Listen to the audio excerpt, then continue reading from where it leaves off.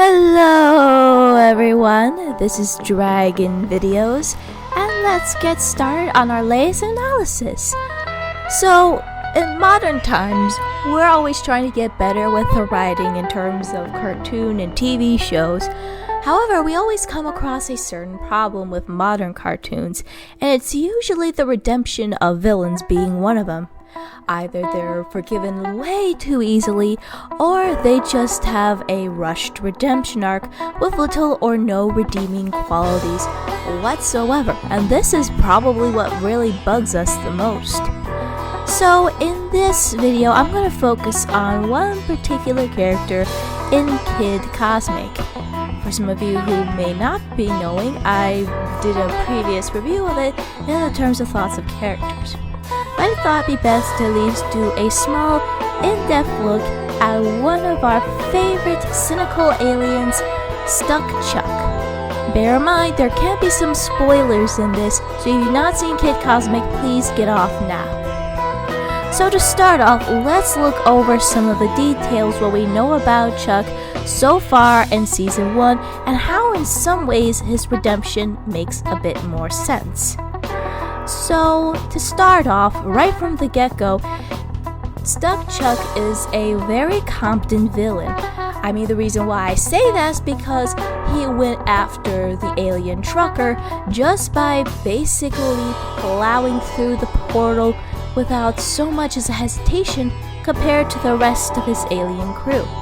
And he definitely is basically the Eeyore of a group, always trying to point out something very negative whenever Kid and Joe or anyone else comes up with something. But he's a very capable villain. He will go into Kid's head in order to mess around with everything else that goes on, as well as up to the point where he seems to be a little bit of a military-style drone-like alien, considering that there are aliens in the Epic Fail episode where they looked exactly like him. But he definitely shows that he knows how to get into people's heads, or in this case, kids. He would always taunt and tease him and try to do everything he can to get Kid to go with his own ways. But I also feel like in some parts of the episode, if you pay real close attention, he has somewhat of a soft spot for some members of a team. He definitely feels a little fondness towards Rosa, considering the fact that he would let her play along with it, as well as just letting her put bows in his antenna. But it still didn't change the fact that he had some horrible attitude towards Kid at the tail end of the episode 4, Kid and the Big Win. Heroes have them. Exploded planet, lost love, dead uncle, or maybe a car accident on Route 70.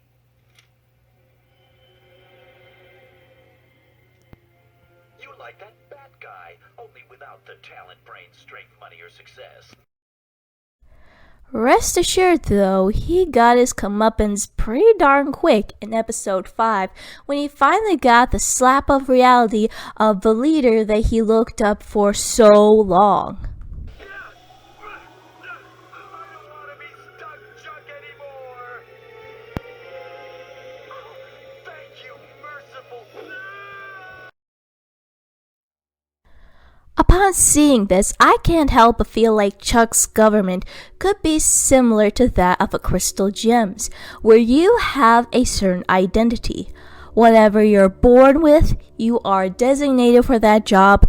You are a soldier, an engineer, whatever you're born with in terms of occupation and identity, that's what you'll get. You have no other identities, no other flaws. You do as your leader tells you to do.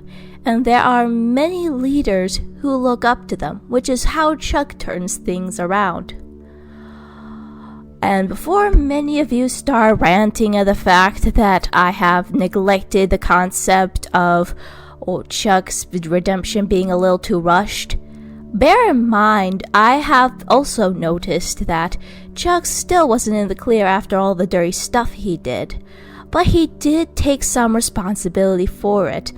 Also, he did got a huge slap faced in the majority of episode 7 when he was trying to get Tuna, Rosa, and Joe together. They definitely gave him a huge slap in the face whenever he tried to counter them. And he knew he deserved it, so in some ways it does show that he was suffering some repercussions along with his redemption and not an early forgiveness. As well as I have been thinking that this could also be because Chuck is also recognizing of how Kid is a better hero as well as a better leader because he risked his life for him, a mindless soldier who was worth nothing compared to his fearless leader. Guinea pigs. We used you to test the stones, to see what they did, to see how dangerous they were.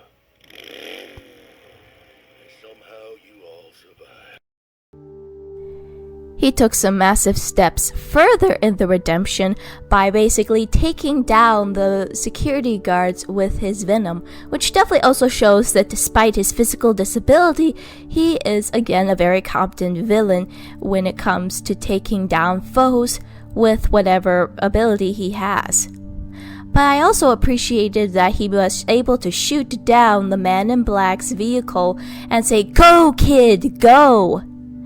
This, again, reminds me a lot of Steven Universe in terms of not only terms of power struggle, but also where this could also be the military forms. I can't help but feel like this is also similar to Peridot, which I feel like is going to be an interesting concept to discuss.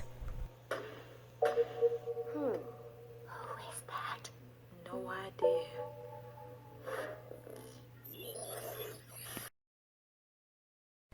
As you saw in that clip, Peridot came off as very robotic and unfeeling, which was no different to how Chuck was in the beginning, a soldier that's consumed with trying to prove his worth, focused on one thing and one thing alone.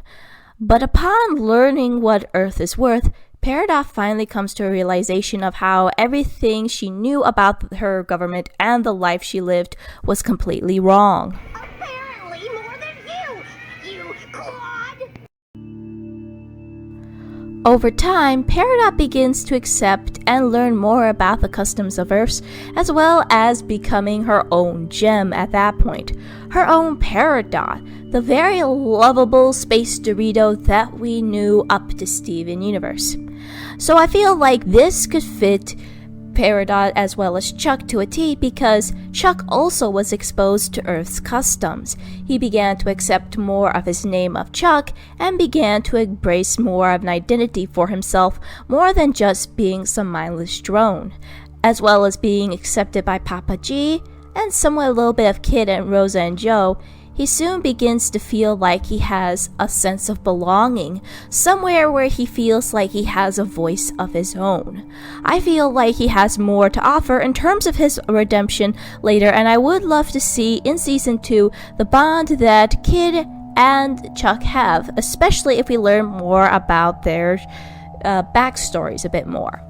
So, folks, these are just my thoughts in terms of Chuck's redemption. What do you think? Do you think Chuck's redemption was a bit of a well-written one? Also, feel free to subscribe, do a like. Also, if you want me to review something else as well, put it in the comments below. This is Dragon Videos, signing off.